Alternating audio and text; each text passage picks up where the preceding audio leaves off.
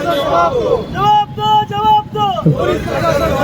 सरपंच महेश पंकज झाले काय? काय जवाब दो. जवाब दो. आहे काय वाटतं? 7 जानेवारीपासून माझे मिस्टर घरातून गेले. ते आज 2 महिने झाले, अजून काही पत्ता लागत नाहीये. पोलीस आपलं त्यांचं हे चालू आहे, खरं त्यातनं काय आम्हाला म्हणजे उत्तरच काय मिळत नाही. आणि आता 2 महिने आम्ही वाट बघितली आणि आता त्यांची मित्रमंडळी वगैरे सगळ्यांनी मिळून हे आता करायचं ठरवलं. त्याच्यासाठी आम्ही त्यांच्यासोबत कधी निघून गेले? गाडी मिळून आलेली आहे त्याबाबत 7 जानेवारीला ते घरातून रात्री 9 वाजता गेले आणि त्यांची गाडी आमचं शेत आहे एक 2 किलोमीटरच्या अंतरावर, तिथे गाडी सापडली.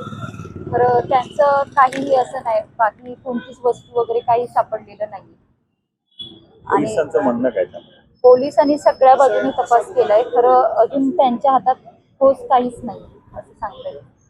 असं मला वाटत नाही, वैयक्तिक मला असं वाटत नाही, कारण ते म्हणजे सगळ्यांशी चांगले वागायचे, कधी कुणाशी भांडण वगैरे असं काय त्यांचं नव्हतं. तरी पण काय सांगू शकत नाही. नाव काय आपलं? तृप्ती महेश. ते 10 वर्षापूर्वी ते सरपंच होते गावचे आणि अजूनही आता सदस्य पण होते, उप सरपंच होते मागच्या ह्याच्यामध्ये. आता ते सदस्य आहेत ग्रामपंचायतीचे.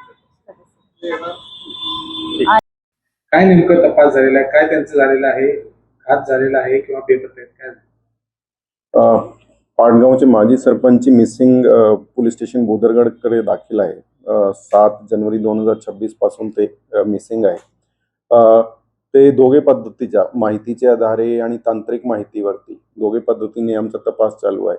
ॲडिशनल SP ने सुद्धा कॅम्प केलेला आहे, जाऊन DYSP आणि LCBची टीमने सुद्धा पॅरलली सायबरच्या दिशेने पण तपास जे आहे, डेटा असतील, मोबाईल डेटा अनालिसिस असतील, ते पूर्णपणे आमचा तपास चालू आहे. त्यांच्यामध्ये फोरेन्सिकचा पण एक विषय होता. फोरेन्सिकमध्ये पण आम्ही पाठपुरावा करून फोरेन्सिकची रिपोर्ट सुद्धा घेण्यात आलेली आहे लवकर लवकर. पुढची तपास जी आहे, आता शिष्टमंडळ भेटलेला आहे, पुढची तपास आम्ही आणखी वेगाने आणि SIT फॉर्म करून ज्यांच्यामध्ये त्यांनी 1-2 नाव सुचवले की या अधिकारीकडून, तसं एक करून आम्ही एक SIT तयार करतो आणि पुढचा तपास करत आहोत.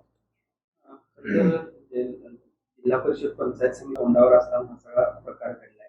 माजी सरपंच होते, पॉलिटिकल अँगलनी काही आतापर्यंत तपास त्या अनुषंगाने झालाय, कारण नातेवाईक हे सगळं प्रकरण नसताचं प्रकरणाशी साधर्म्य असणार आहे असं म्हणतात.